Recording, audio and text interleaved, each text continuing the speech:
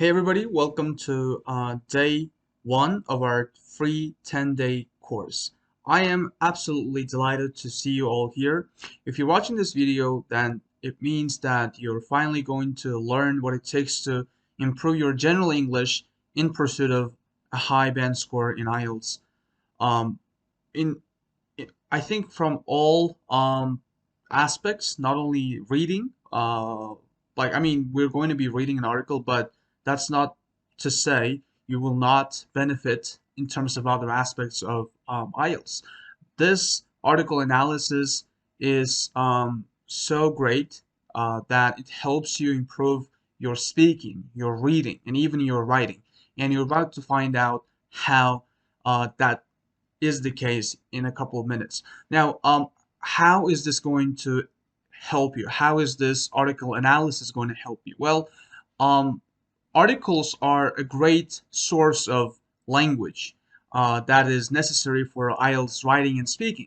So not only are you going to enrich your vocabulary bank for reading, but you're also going to use those words in your writing or speaking, depending on how formal and how informal they are, and also depending on the context. So that's that.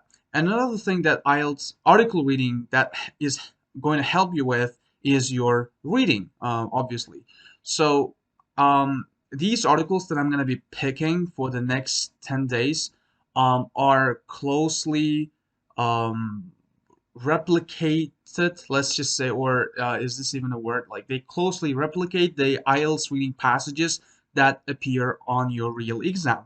So this is how they're going to help you. These are academic reading passages. These are the passages that you would otherwise see in your exam.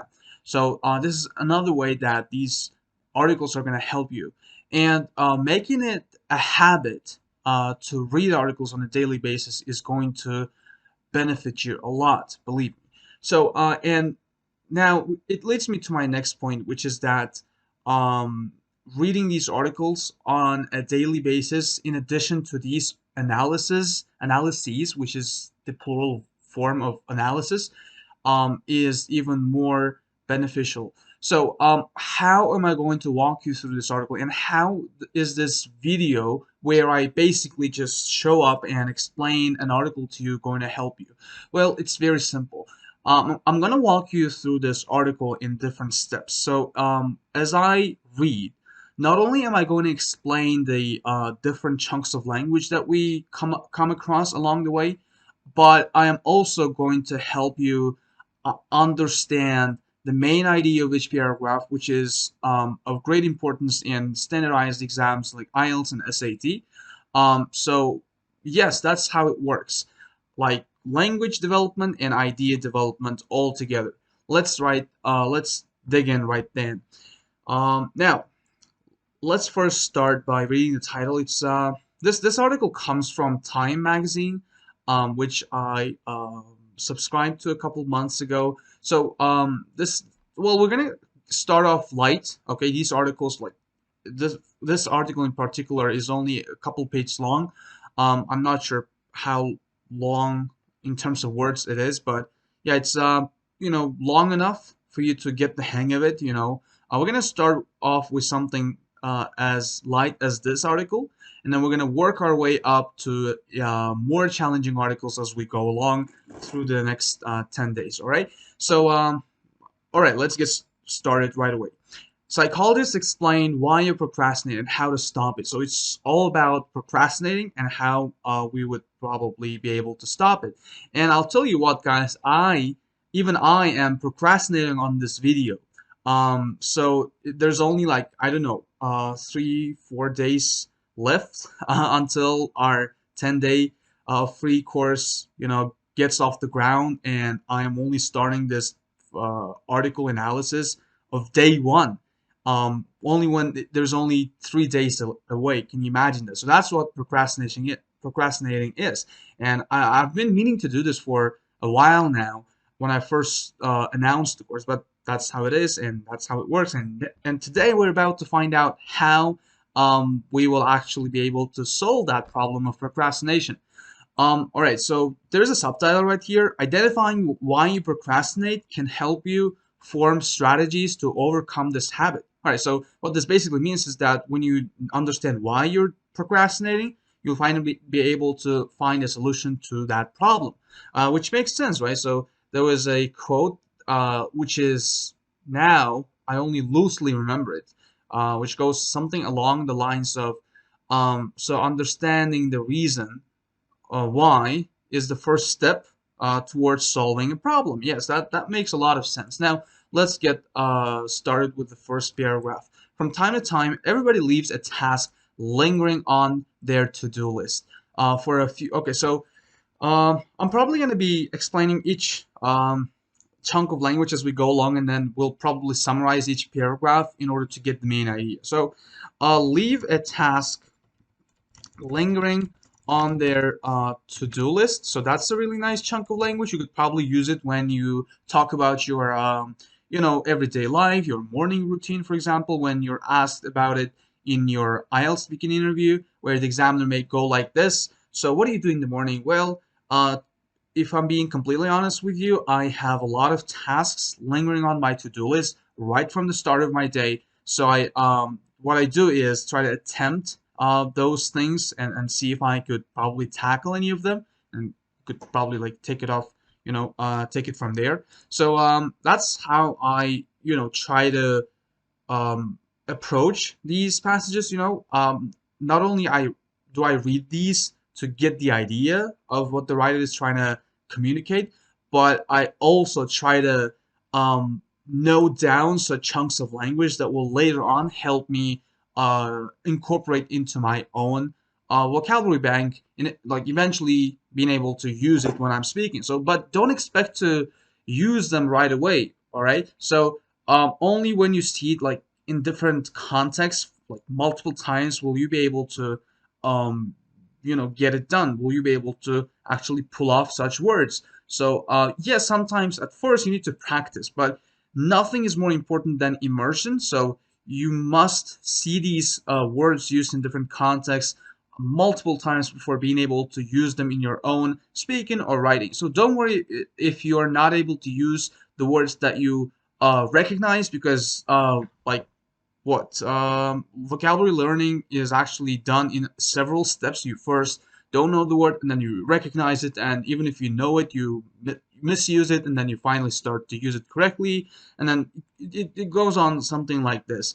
So leave a task lingering on. What does it mean? So linger is like continue or something. I remember take a long time to leave or disappear. Yes. So for example, if after the play had finished, we lingered for a while in the bar, hoping to catch sight of the actors. Like if you linger somewhere, it means that you stay there intentionally, right? You take a long time to leave. So I think you could probably talk about how guests in Uzbekistan, I mean, of course, it's not just specific to Uzbekistan, but how guests choose to linger for a while, right? Like even if the host is like, kicking them out. Well, that's just one example. The smell from the fire still lingered. Well, that's a really nice example. It's impossible to forget such horrific events. They linger on in the memory forever, so they just stick to your memory, right? Wow, that's really nice. That's a really nice word. Well, I probably didn't know it. Yes, you see. So leave a task lingering on their to-do list for a few hours or days or weeks too long. Wow. That's again really nice language. Now, what I want you to pay attention to is this usage of, oh, what happened? Of this dash. This is actually called an M dash, and it was supposed to, oh my god, like it was supposed to become a little, longer, but it didn't. All right, so this M dash, what it accomplishes, or let's say its purpose in a sentence is to explain something or to interrupt. You just as if it's serving the purpose of a of brackets, of these. So you just add some extra information. So it is used to give some extra information, or sometimes to clarify, and what else? Yeah, like to give a pause or something. I don't really know the dictionary definition or how it's actually used, but because I analyzed its usage for a long time now in different articles. I know when it's supposed to be used and I know when it's not. So you see, list for a few hours, like lingering on their to-do list for a few hours, or days or weeks. So here, days or weeks is sort of like given, they are sort of extra, instead of just saying for you could actually like, and I'm going to explain this new thing. So dash also introduces a non-essential clause, right? Non-essential information. So here, if you get rid of this or days, or let me just use this.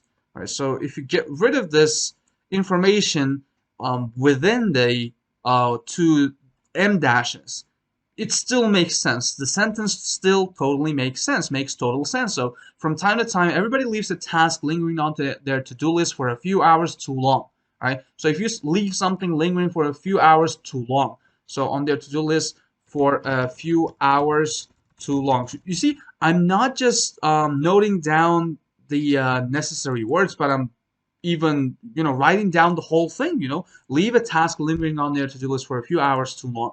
You could just use it, lingering on, linger, like in different contexts as well, but in this particular one, it's used like this. Now, so I think you got the hang of what non-essential information is. It's M dashes are used to introduce non-essential information, which is actually sort of like explaining the previous point a few hours, like sort of giving or adding extra information, which is non-essential, right? It's not necessarily important for the sentence to make sense. So I hope you got the hang of it. If you still don't, I recommend you look it up online, like search for non-essential information and like M dash, right? So all of these things like are, let's say, represented with M dash, right? So, or indicated or something.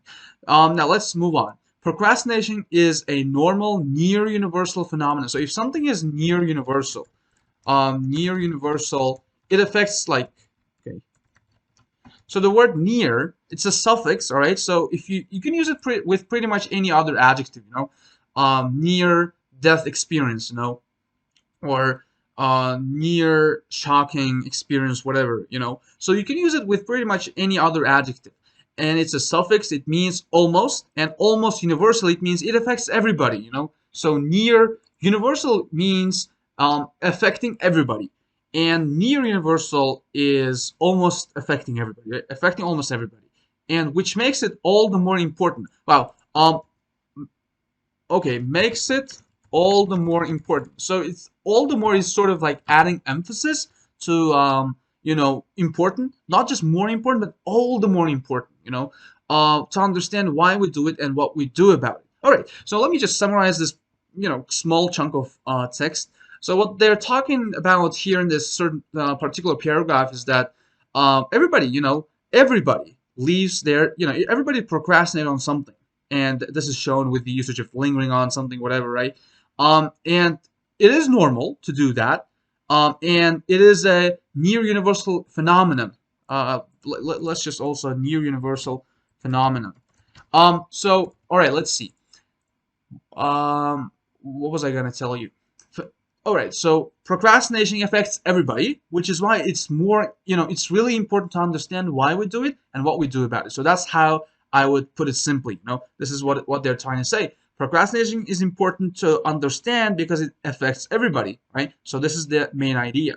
Now, procrastination is not just about avoiding or delaying a task, says David Ballard. All right, former head of the American Psychological Association Center for Organizational Excellence. So I want you to pay attention to this comma right here. So it's also used to introduce a non-essential piece of information here, David Ballard, and then this whole thing right there, like almost twice as big as this whole important information is non-essential because it's only serving, right? It's only there to, give description of David Ballard. So every single word starting from this comma explains or sort of gives description to David Ballard. So this And why am I bringing this up? And why is it important? Well, for one thing, it's going to help you break down the little chunks of text to better understand in your reading,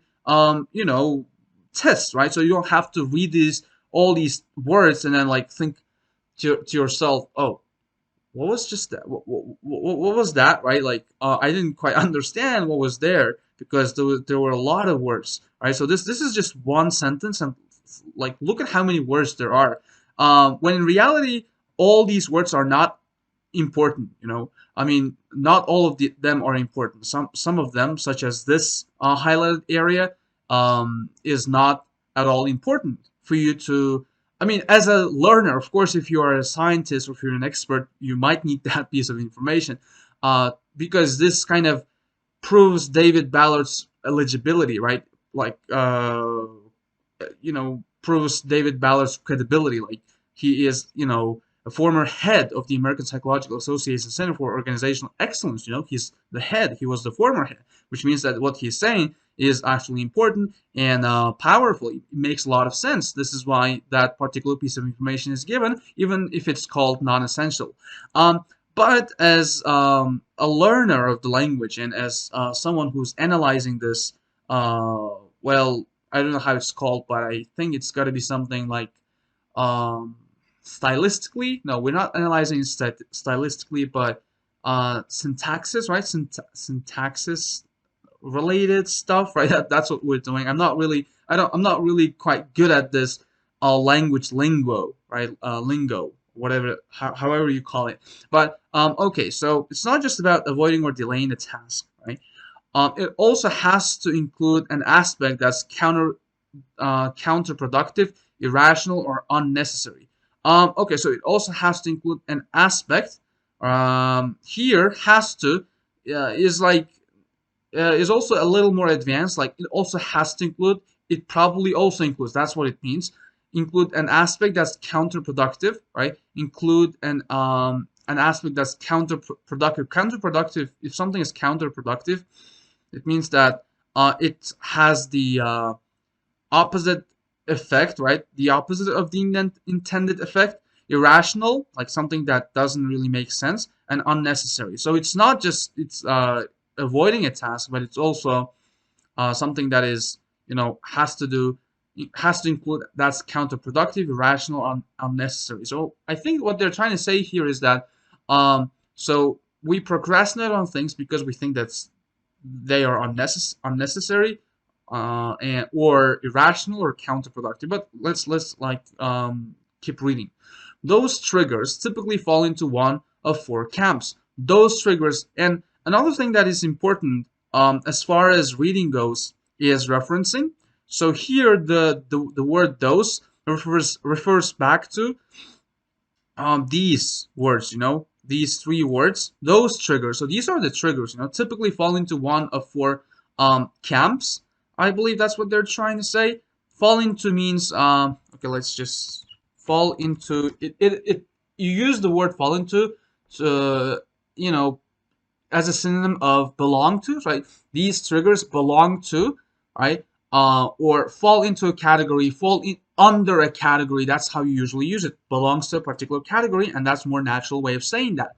One of four camps, right? One of four camps. So I think these are the camps. Like, I think the word camp here comes as a synonym of, well, what was the word? Category. So I think, yeah, that's what it means. You see, I am stressing the importance of another skill, which is prediction. So if as you get higher in the ladder of the language learning, your prediction skills will get also more advanced. So um, that's how it works. Like, you improve your prediction skills, which is really important as a non-English learner, non-native speaker, because you have to deduce the meaning of different words when you're doing your academic stuff, right? Especially in college, sometimes you may have to do that, and like, even in a more smaller scale, like, or let's say, how do I want to put this? Like, in a more relevant sense, though, you also have to do this in your IELTS. You don't. I mean, it's impossible to understand all the words in a text, right? So you sometimes you have to deduce the meaning of different words, and that's also an important skill to have in your toolkit. You know, in your toolkit of skills, I believe, as far as IELTS goes. All right, let's not dwell on these things. I mean, I want to be as smooth as possible, but I also have this urge to cover everything, or let's say as much as possible in the first video, so that when you guys move on to watch the next video, you have a pretty solid understanding of what we're doing right over here. So that's why I'm trying to be, let's say, extra, yeah, extra, what was the word? um Insightful, right? I hope that's the word. I'm trying to be over insightful to some extent, if you know what I mean. Expectancy, value, time, or impulsivity. So these are the four categories that these triggers fall into. And impulsivity, this is the only word that I need to explain, I guess. Like impulse, when you're impulsive, you do things, like without really thinking it through. So that's what impulsivity is. So Alexander Rosenthal, procrastination researcher and a clinical psychologist at the Karolinska Institute in Sweden. In other words, in other words, is also a really nice, well, signposter or something, which kind of helps us like, which pretty much serves as a clarification point of the previous sentence. So what, this is probably a much, or they dumb it down. When dumb it down, like they make it, um, well, they simplify the ideas such that lay people like us will be able to understand these points, all right? So they're dumb it down. So the dumbed down version of this is people procrastinate because of a lack of value associated with the task, like a lack of value, meaning that you don't really get any value out of it. So associated, I want you to, uh, I want to draw the attention to associated with, like how it's used. So a lack of value that is connected with, the task. Associated with is more natural than connected with. But if you want to use it, then you could probably use it when you have already used associated like earlier, so that you don't want to repeat yourself. But yeah, like it means what associated means, something that has to do, something that's relevant to something. Anyway, so people procrastinate because of a lack of value, all right. Because they expect that they're not going to achieve the value they're trying to achieve. Well, that's like expectation, like their end goal will not align with what they actually, I mean, their imaginary end goal will not align with their actual end goal, with the outcome. So that's what happens when you procrastinate. Oh, and I want you to draw your attention. I want you to pay attention to pay especially attention to these semicolons right here. So semicolon, I love this punctuation mark because it serves so many purposes, right? In this particular instance, I think let's keep reading and then I'm going to explain that later, all right? So because they expect they're not going to achieve the value they're going to achieve, because the value is too far from you in terms of time, well, that's also a really nice chunk of language, I believe. We're going to get back to the semicolons later. Too far from you in terms of time, right? You could probably use that as well when you're speaking or writing, or because you're very impulsive as a person. Okay, impulsive as a person. So these are the reasons. And look, three things, and this is explained like in other words, in a much simpler way.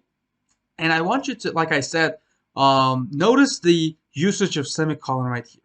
It was supposed to be a comma, but semicolon is used to count, all right, too many or a lot of things, right? Or let's just say a long list of things. So it's used when you have a long list. So you have one, like, and not only just, it doesn't, I mean, you use a semicolon when listing longer phrases. Look, this is almost a whole sentence. And this another one is also here, probably a sentence, because the value is like in not an independent sentence, but a dependent sentence, of course.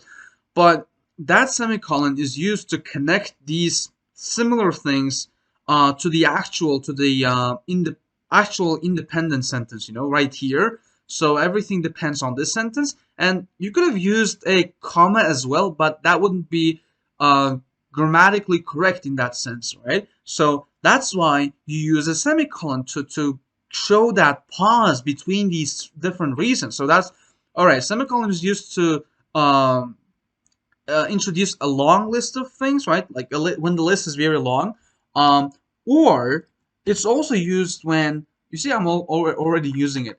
It's also used uh, like uh, like probably as a substitute for period, right? So semicolon um, is the same thing as period, but the sentence that the okay, let's just say that one sentence is I study at school.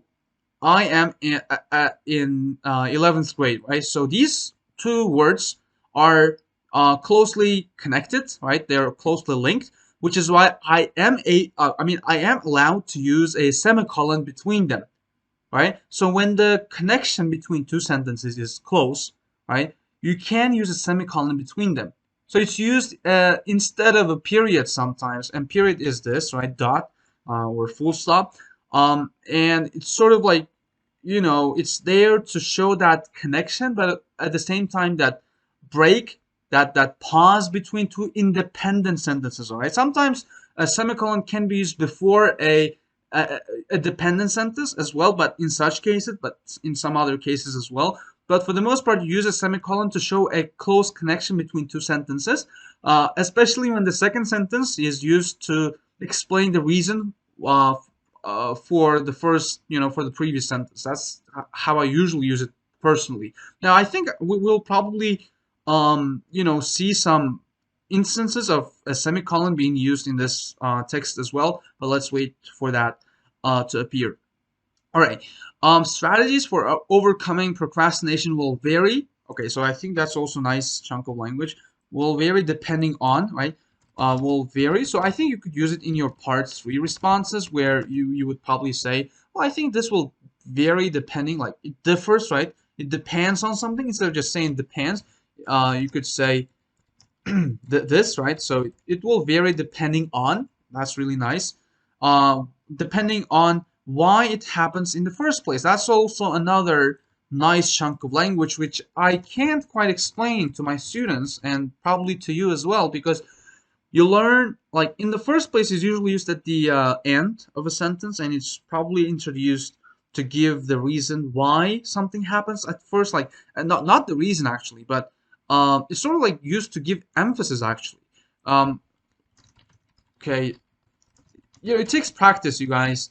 If you want to understand this phrase, if you I mean, you probably, some of you are watching this and probably already know this, but for those of you who don't know what this actually means, like, it's not the same thing as at the beginning, not at the beginning. It's not the same thing as in the beginning or at the beginning. It has this special spice to it. It has this connotation which I can't quite unpack. I think for that you probably need to experience it firsthand. Like, you need to see this in the first place being used in different, in a lot of contexts. So you'll be able to actually understand it yourself and then probably use it as well. So for example, the trouser the trousers shrank when I washed them, but they weren't really big enough in the first place, right? In that sense, right? So okay, the first step is stepping back and figuring out what's going on. Identify your own habits. Ballard says, is there one kind of thing you always put off to last? All right, so put off to last means to procrastinate. You do it later. Oh, okay, so put off to last. What is it that, pay attention to what is it used, right? What is it that you tend to do, right? Not just what do you tend to put off, but it's used, what is it that? That's also nice. Oh, I don't know I mean, I don't know the grammatical explanation behind it, but it's used like this. What is it that? Or why is it that? Right? Why is it that? How is it that you're still alive? What is it that you always forget, right? Yeah, that's how you use it. You tend to put off. And I think you know tend to, right? So you use tend to when you want to explain, when you want to show how it's a habit, right? What is it that you tend to put off, and what are your thoughts? Okay, I want you to okay, focus on this and as well. All right, so and is always well, a comma is followed when it's followed by an and, right? So there's got to be a comma, right? So what, and in which cases, so use, it's not an Oxford comma right here, but it's an actual comma when you use it to show that connection, or let's say to explain the how there are two independent clauses, you know, so that these are two independent clauses, and you could get rid of the and then just, you know, use a period, right? Put a period and then start a new sentence. But you have to use a comma before and. I think you need to remember this, because a lot of the time when I check my students' essays, they skip, they miss this, you know, comma before an and. When do you not use a comma before and? When you only have two words, like when the and is not connecting clauses, when it's connecting words, except for the Oxford comma, which many people tend to disagree over. You don't have to use comma before and. All right, so that's the general rule, but there are a lot of exceptions. Now, all right, once you have a clearer picture, all right, so clear picture means like once you understand it better, right? So now I think I didn't really summarize this paragraphs. Like here, what they're trying to say is that like, you know, what you need to do to overcome procrastination depends on why you're doing it in the first place. So to do that, you first need to figure out what your habits are, right? And then is there anything that you always put off to last? You need to figure out what is it, one thing that you always put off to last, and then what is it that you tend to put off, and what are your thought patterns around? Oh, I skipped this. Like, what are your thought patterns around that? So thought patterns, your way of thinking, I believe, like the way you think around that, right? Patterns around that. So around that is like about that. So okay, once you have a clearer picture of your own work or study habits, right? Once have a clearer picture of your own work and of something, it doesn't really matter. Like you could probably use it for something else. Okay, you stand a better chance. Wow, that's another great chunk of language. You stand a better chance. I believe it's like C2. Let's see. Stand a chance. I think it's a collocation as well. Yeah, C2. To have a chance of success, right? She stands a good chance of passing her exam if she works hard. So you could say, so, all right, let's see. Even the most, well, I don't want to use the word stupid, but even the stupidest kids have or stand a good chance of passing the exam if they are, let's say, I don't know, incentivized well, right? If they're given enough attention, right? So stand a chance uh, means have a better chance. Stand a better chance of, I think, right? So stand a better chance of doing something. Okay, fixing them. So what they're saying here is that if you understand why that's the case, you have a better chance of fixing them. Here are some common reasons why. All right, so you don't have to use why all the time. That's what they just showed here. Here are some common reasons you may be procrastinating, as well as strategies to help fight those urges. And I want to draw your attention to as well as, remember, it's not used at the beginning of a sentence. Yes, sometimes like it can be used when it's something like this, as well as this, and then comma, and then the sentence goes like that, but you only use it probably in your speaking. But again, it's not really common to put as well at the beginning. So I would probably avoid that usage, all right? And yes, I always see students trying to use it as well at the beginning. No, it's not the same thing as and. Just use and. And here as well, I mean, sometimes as well as, yes, it's used instead of and, but look at this. If you were to use and, for example, here are some common reasons why you might be procrastinating and strategies to help fight those urges. Here as well as sounds like a better connector than and, you know. That's why you need it, and pay attention to how there is a comma, which probably means that these are like totally different sentence. This mean totally different things, right? And is more like when you have two similar, very similar things, and as well as it's probably used to show that um, barrier. Not so much a barrier as more like a pause or something, or a contrast, I believe. Not so much a contrast again, but I'm having a hard time coming up with the perfect word. But you got the point, right? So it's not the same thing as and like, at all times. Yes, sometimes it is, but not at all times. That's what I want you to understand. Fight those urges, right? So these are really nice. This is a nice chunk of language as well. Fight urges. So if you have different urges, like you want to eat a chocolate or something, right? So you could fight that urge by, let's say, not thinking about chocolates, like by just, thinking about something else, like, doing something healthy, and etc. Now, let's move on. If timing is the issue, right? So this should explain so these are the reasons, right? So the timing can be the issue, right? You procrastinate because the timing is the issue. So these are the strategies, right? So this whole thing is going to explain the strategies of like fighting the urges of procrastination when the time is issue, right? When the time is of the essence. Now, many people are inherently more productive at certain times of the day. All right, so that's really nice uh, chunk of language as well. Inherently means like, by nature, that's just the way they are, right? Many people are, let's say, automatically, right? Naturally, that's what it means, are more productive at certain times of the day, right? Ballard recommends working around these natural productivity ebbs and flows when you schedule your days.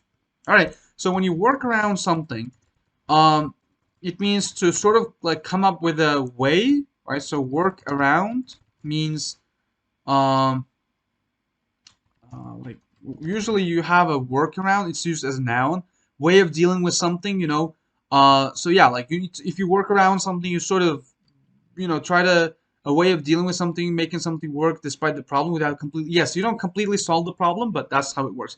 Recommends working around these natural productivity ebbs and flows when you schedule your day. Right, so you try to deal with it when you schedule your day. Well, okay, they're gonna explain what they mean by that. And ebbs and flows. That's also another nice chunk of language. But I saw some of my students use it in IELTS writing task 1.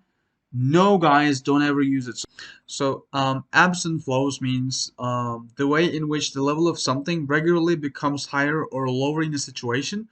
So, for example, you have to accept the ebb and flow of love in a relationship, like the rise and fall, right? The increases and decreases, like that's how it's supposed to be used. But in some cases, I see my students use ebbs and flows in their IELTS writing task 1, but it's not permitted. So, okay, when you schedule your days. If you know you work better in the mornings on certain kinds of tasks, right? Schedule it for then. Your schedule. What do they mean by it? Schedule your work for then. For when you're know you're better in the mornings on certain tasks. Don't try to do it at a time when you're tired and it's hard. If you know you work better in the mornings on certain kinds of scheduled for them, don't try to do it at a time when you're tired and it's harder for you to do. If you get overwhelmed by, okay, so the summary here we have is you need to understand when you're most productive, the time of the day when you're most productive, and then try to get your work done in that particular time rather than try to what do it but to no avail in the at a time when you're actually tired and it's harder for you to do. Okay, if you get overwhelmed by big tasks, all right, so overwhelmed means when you feel like you're when you're frightened by something, that's when you get overwhelmed. Like when something is too big for you, that's when you get overwhelmed. And it's used with by or sometimes with I think, yeah, overwhelmed with. All right, many people procrastinate because they're anxious about the outcome of a project, don't think they can complete it well, or fear failure, right? Oh, what is it? So because they're anxious about the outcome of a project, and here comma is used to refer, like, to show the list, right? Because they're anxious about the outcome, or because they don't think they can complete it, or fear failure, right? So three things. When they are afraid, when they're anxious about the outcome, right? And when they don't think they can complete it well, or fear failure, right? So here, fear failure is used as, like, fear is verb, failure is a noun. I think that makes sense, right? If that's the case, it may help to break it into smaller subtasks. Break it into smaller subtasks, right? So you don't just do the whole thing, but you just break it down into smaller chunks, into smaller subtasks, right? It may help to. That's also a nice chunk of language. It may help to do something. It may help to do this and that. It's not just, I mean, I'm not noting this down because, you know, it may help to. It's a collocation. It is a collocation, actually. If you don't believe in yourself enough to actually, again, I like this enough, like how this, I mean, the reason why sometimes we may not understand different pieces of information is not because the language is hard, but because the language is seemingly easy. For example, enough here, we do understand these words, but we have a hard time putting them all together, which is why you need to read more and more until you and pay attention and have a teacher like me to explain these subtleties like this. If you don't believe in yourself enough to do something, uh, for example, let's say, if you don't believe in yourself enough, right? If you don't believe yourself enough, that's that. And then you continue to actually, if you don't believe yourself enough to do what, right? So, again, I'm having a hard time explaining this because it is. You only understand how enough is an abnormality here only after you get the taste of it yourself. That's why. If you don't believe in yourself enough to actually conduct a particular task, so if you think that um, what, you're not confident enough to um, conduct a particular task, like to do a task, right? You can try to do it in smaller and more manageable parts. Do it in smaller and more manageable parts. And again, you do understand these, what phrases and everything, but you can't actually use them. So it may help to note them down and to, pay active attention, if that's even a phrase. Pay special attention to these, all right? So actively understand them. And you see, it may help to. I tried to use that in my phrase. That's a good thing. It may help to think about them as an active chunk of language. Now, to increase your self efficacy, increase your self efficacy. Now, what does efficacy mean? I forgot. Okay, you see, I knew the word. I mean, I recognize the word. When I see it, I know that I saw it somewhere, but I don't know the definition. That's the first step. I mean, actually, that's actually the second step, because the first step is not knowing it at all. Like, you just don't know the word at all, and then familiar with it, then you recognize it, then you use it, something like that. Efficacy. Efficacy, it's like an ability, especially of a medicine or a method of achieving something, to produce the intended result. Okay, so it's like effectiveness, right? They recently ran a series of tests to measure the efficacy of the result, but what does self-efficacy mean?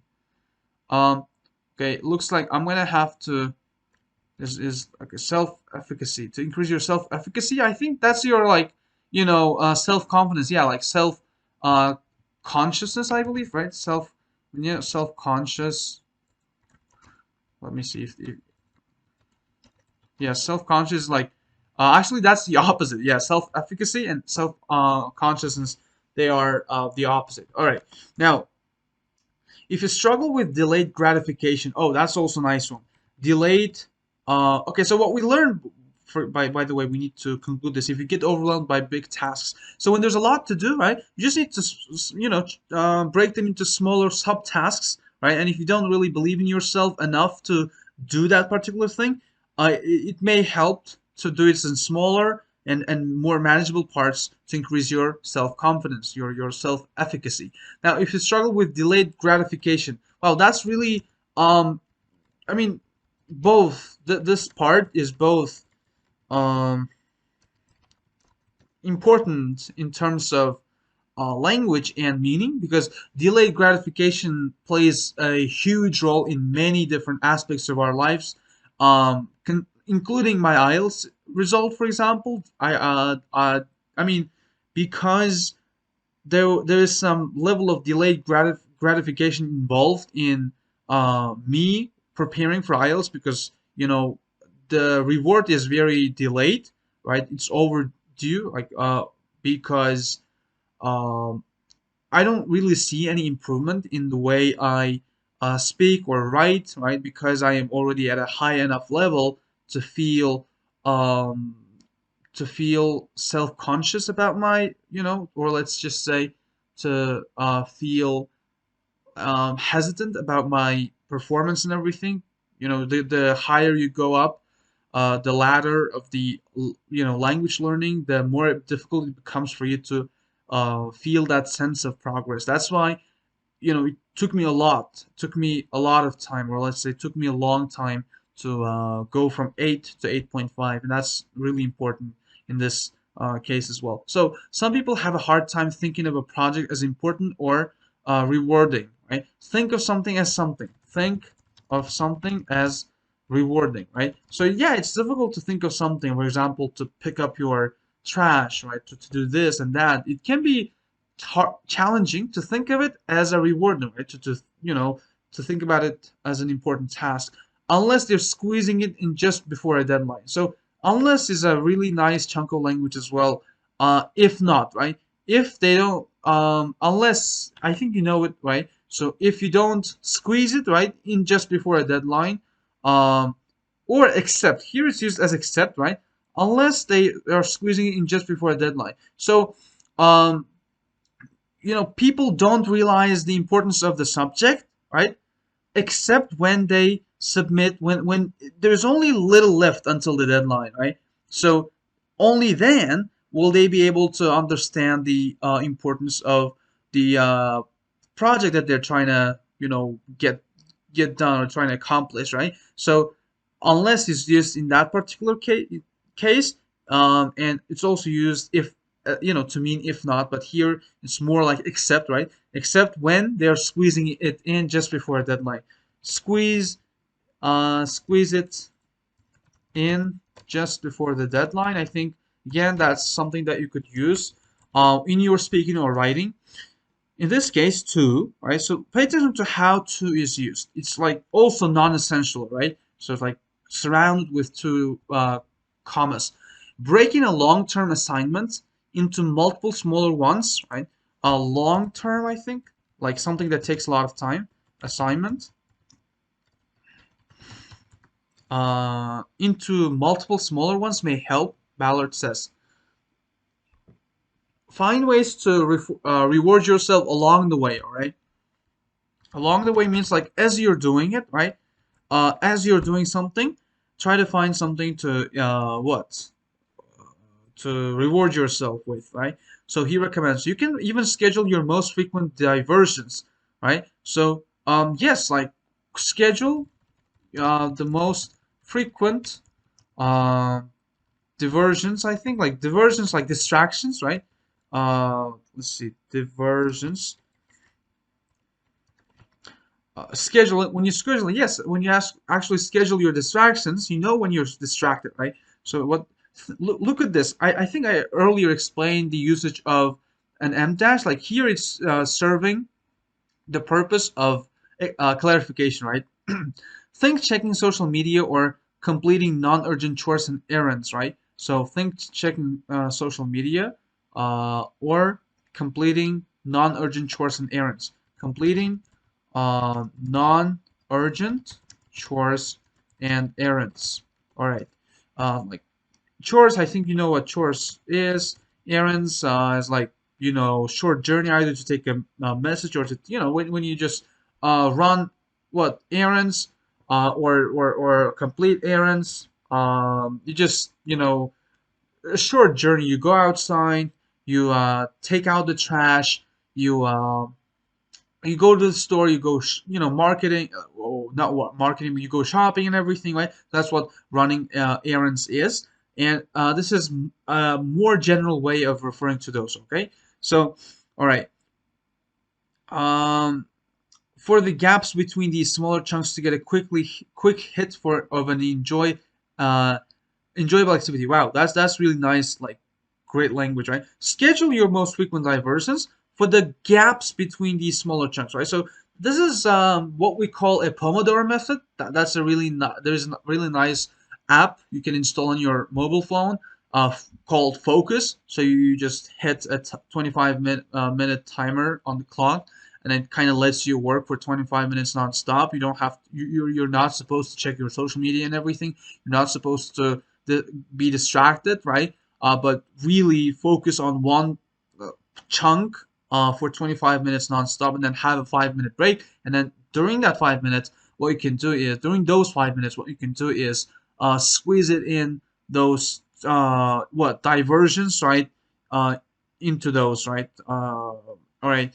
Now for the gaps, right? You could probably schedule them, schedule those. You see now because you know that this is a um what like this is like giving an example of diversions, right? Of those, I think it's called diversion in American accent, like diversion is in British. So when you're diverted, right? When you're distracted by something, and these are the examples of those diversions. Think is like using is being used as an for example here, right? You see now the writer is like sticking this information in as something non-essential, but at the same time essential because it's giving some extra information about this, like what those diversions could be, but at the same time it's making it harder for the reader to understand the main idea because it's becoming a little too wordy.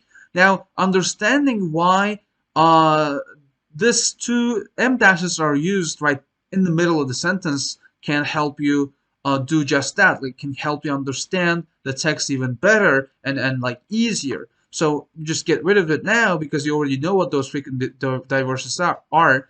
So you can even schedule your most frequent diversions for the gaps between these smaller chunks, right? To get a quick hit of an enjoyable activity. All right. So to get a quick hit of an enjoyable activity. Yes. So when you're really, bummed out after working hard for 25 minutes, what you can do is like, when you have some distractions that would probably get in your way, such as your parents getting you to do something or your social media and everything, you could use your break to uh, really, to indulge in those distractions, uh, to enjoy the distractions. That's what you could probably call it like that. You get those activities done, you get a break, and you can shift your mindset for a few minutes. Yes. It may also help to pause long enough to really think about why you're doing uh, a certain task. Clarify why this task or commitment is important to you. Right? Why am I doing this? All right. So let's see if there was anything that we could have found a little, spicy. To really think about why. I don't think there is anything. Okay, if you're easily distracted, okay, first, Bella recommends optimizing your environment. Okay, so optimizing something means making it better. It's like such a fancy word for um, making something better. Your environment, but it's not just better, like it's a bit more specific, like making it better. Put your cell phone away, right? Turn off notifications on your computer and don't have 10 tabs open at the same time. Oh, that's good. Yeah, this this I find myself open having like 10 tabs open on my computer like all the time. Can you guys imagine, like, and that's yeah, that's a really huge distractions this distraction as in and of itself. Okay, Ballard also suggests minimizing distractions cousin. Distractions cousin. All right, minimizing something, multitasking. Yes, multitasking multitasking is the same thing as is like not the same thing as this, distractions, but it's like its cousin. As you can see, this is what we call a metaphor, or more, yeah, I think it's a metaphor. Yes, cousin. Now, and by the way, I almost forgot. Look at this. You see, we are getting to learn a lot today.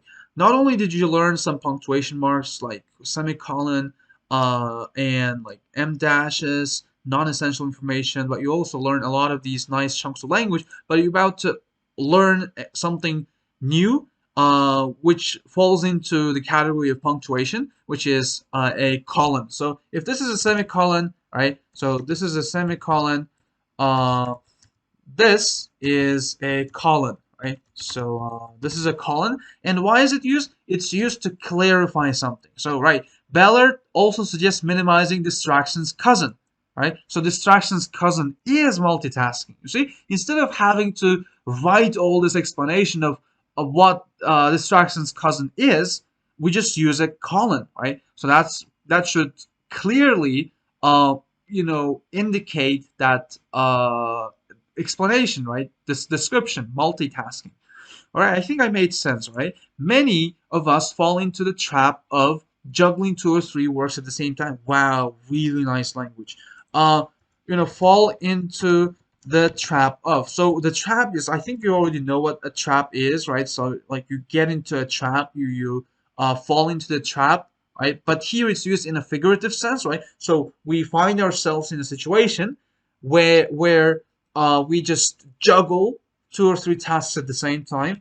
Juggle two or three tasks at the same time. Again, this is used in a figurative sense, in a more figurative sense, in that you juggle. Like I think you saw jugglers like juggling their toys and everything, right? At the same time, like a lot of, like if they have two hands, they'll have I don't know how many they have pins, right? They have pins juggling four or five pins juggling at the same time. In the same way, it's used to talk about work. So you juggle. If you juggle family and work, that means you try to manage these two at the same time in the same level. That's what it means. Juggling two or three tasks at the same time.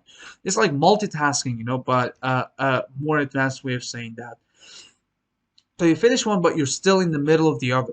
Ballard says that never-ending stream of tasks. Wow, that's great. Never-ending stream of tasks. Stream is like, I think like chain, like stream is like something that has to do with water, but not, again, this is not the literal sense. So stream actually. So that continuous flow. Yes, continuous flow, like that stream, that movement. Um, yes, never ending, meaning that it never ends. Or there's another word, seamless, I think. Yes, seamless, without stopping, seamless, but it's not the same thing as never ending, though.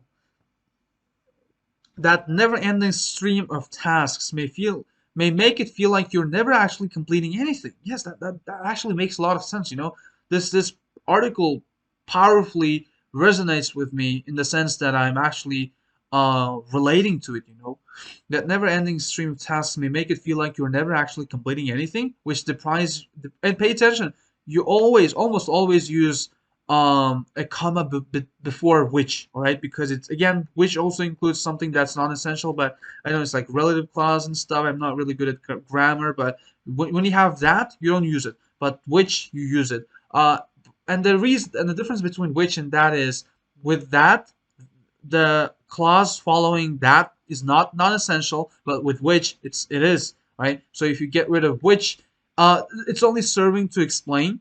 But if you get rid of it, still makes sense, I believe, right? Again, like extra information, which deprives you of the satisfaction of being done. So deprives you of the satisfaction.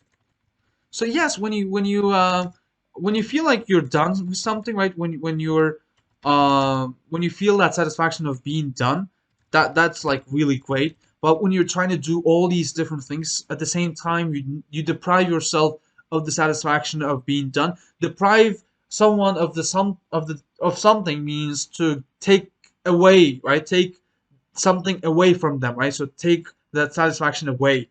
Okay, take the time to wrap one thing up, right? Again, that's really great. Take the time to do something, and wrap something up means to finish it successfully.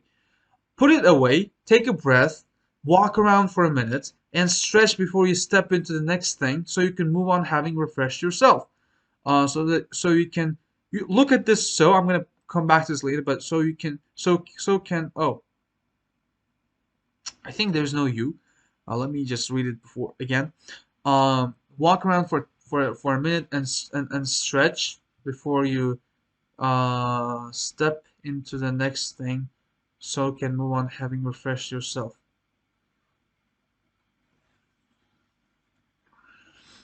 I think there was a typo right here, but I'm not really sure because they don't make such silly mistakes in on Time magazine.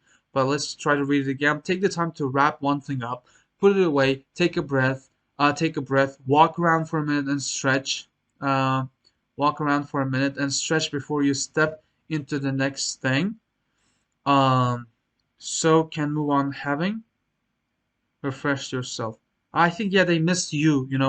Uh, so is used to explain the result of something. I believe like so. Uh, yeah, and it doesn't come at the beginning of the sentence in writing.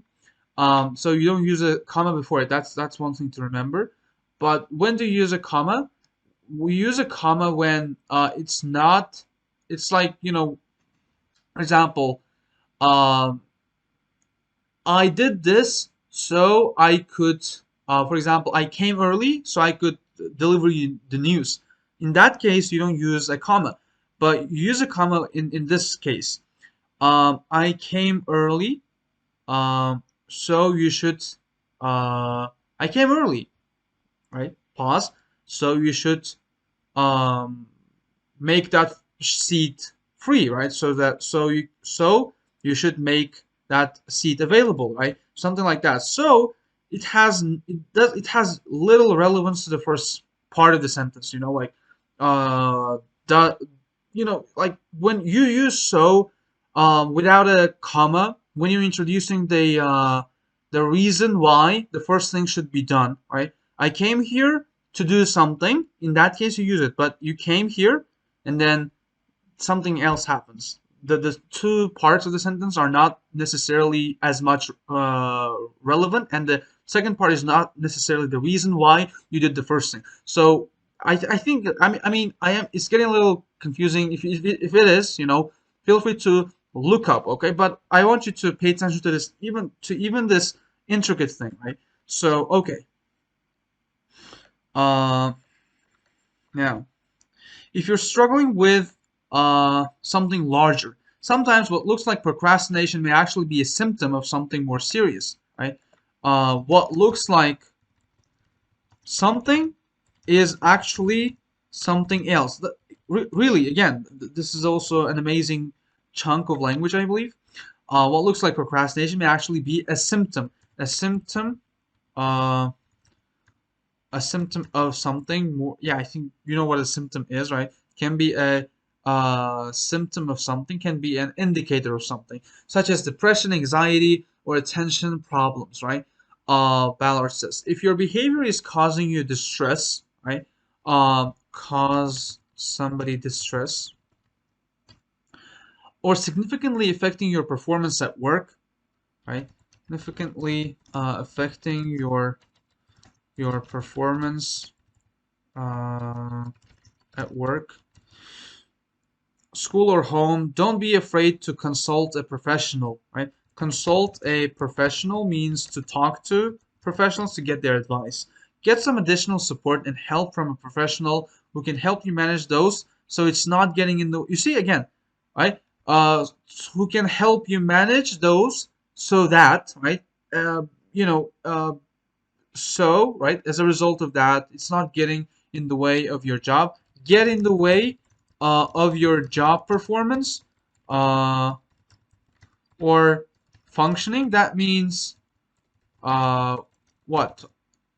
Get in the way of something means distract, right? Like sort of like get in the way of something, like disturb, something like that. If you're simply hitting a wall, hit a wall is like, when you feel like you're not making any progress. Even the most efficient workers uh, have days when it's harder to finish tasks, right? Have days when it's harder to. I mean, we could probably note down almost all these chunks of language, but I'm trying to be as minimal as possible, minimalistic as possible. Like, look, even the most. That's also a really nice chunk of language, though, right? Even the most powerful of creatures, right? Human beings are imperfect, right? You see, really poetic language. With any luck, these lulls will strike when you don't have a deadline looming. Wow, wow. Again, I don't know the word lulls, right? Will strike. I think like here, these lulls, like this is, I think lulls here means setback. Like when you're not successful in some point in your life, at some point in your life. I think, and how do I know that? Because I know this referencing these refers to days, right? When it's harder to finish tasks. Okay, you see, referencing is important. Lulls. Oh, to cause someone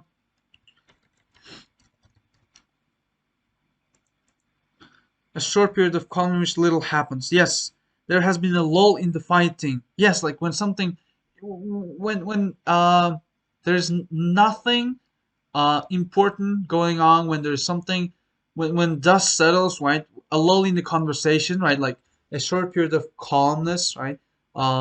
Something that's like very, how do I put this? Not vibrant. Yeah, I think uh, these lulls, right? Lulls will strike. So strike means happens, right? Strike. When you don't have a deadline looming. Don't have a deadline looming. Again, looming is a great word. You usually use it with a deadline. So let me see. Oh, I want to change that. Hide that time. It's 2 a.m. All right. So deadline looming. Uh, when something is looming, it's like happening soon, really causing you like the looming crisis. For example, dark storm clouds loomed on the horizon. Oh, okay. So don't have a deadline looming. So yes, like what they're trying to say here is that these lulls will strike. This is the case. You hit a wall because you don't have deadlines, looming, and you can't cut losses and take a break. Cut your losses. I don't know what they mean by here, but by that, like cut losses. Cut your losses to avoid losing any more money than you could have already lost. Let's cut our losses and sell the business before prices drop even further. So you have already lost your money. Cut your losses to avoid losing any more money than you have already lost. Here, what they're trying to say here is probably, and you can cut your losses and take a break, right? To focus on taking um, Ah, so it's like you don't have any deadlines and you can cut your losses. Like, you avoid losing any more energy, probably, right? And take a break to focus on taking care of yourself. So they're like using it in brackets for a reason, and not brackets, but quotation marks for a reason. Not It doesn't refer to money, but it refers to energy. You've already lost your energy, and to not lose any more energy and take a break, you should to focus on taking care of yourself. Like with any luck, these lows will strike when you don't have a. With any luck here means that um, okay, with any luck, I'm not sure how to explain that to you, but I hope this dictionary should probably explain it to you, but, better than I do. Used before describing the event or result that you're hoping for. Yes, hopefully, right? I hope, right? With any luck, hopefully it's an informal one. Hopefully, I hope that we should get here as well. I hope that these, right? We hope that these laws will strike you when you don't have a deadline looming, and you can cut your losses and take a break um, to focus on taking care of yourself with sleep, exercise, proper nutrition, and enjoyable non-work related activities. All right, now look at this complex noun, I believe, right? Not noun, but an adjective. You can emulate that same strategy. All right, so emulate that same strategy. So emulate means to try to copy, right? Albeit to a lesser extent, right? All right, so this is the strategy, right? So just relax, emulate that same strategy. Albeit means yet, right? But to a lesser extent. Like when you have something positive and then you give something that is negative, right? To a lesser extent. To a lesser extent means like partially, not fully, right? Partially to a lesser extent. Even if you're facing down a task that absolutely has to happen today, right? Even if you're facing down a task that absolutely has to happen, like when you have a deadline looming, even if you have a deadline looming, you can emulate the same strategy, like take a break, what proper nutrition, in something like that. Maybe take 5 minutes to get outside, take a walk, get some sunlight, balance this. What we don't often feel at the same time is that those breaks will actually increase your productivity and make up for the lost time. Okay, make up for the lost time means to make up for means if you didn't do something, let's say that I skipped exercise yesterday, and to make up for the lost exercises, I will have to add some more today. You see what I'm trying to say, right? Make up means to fill that void, right? To fill that gap that you created that like late earlier. Now, okay, if you're doing small breaks like that, you'll actually get things done more efficiently afterward. All right, that's great. So great article analysis today, everyone. I really enjoyed it, and I hope to see you in the next days. I hope you learned something new. I'm sure there's a lot of new things that you probably learned. We learned all about these words. We learned words like put off to last. What is it that you stand a better chance of doing that? What I recommend you do, like, you first. I mean, if you didn't read the article, please make sure you read that. All right. And what I probably recommend you do with the next video walkthroughs, you first need to read the article yourself to to encourage some self learning behavior, because self-learning is the most effective, efficient way of learning. All right. So I recommend you first attempt these articles before even watching these videos. And once you do that, you can go back to the videos and really, enjoy them. And I mean, I'll try to explain it in you know, uh, in as, or let's say, how do I put this? Like, I'll try to explain the articles as much intricately as possible. All right, as intricately um, as much as I can, right, in the most detailed way. But you also need to understand that I can't really explain everything. Sometimes I may miss something, or sometimes I may specifically ignore things because they may not be as important. So I want you to do your own part as well. So yeah, that's that.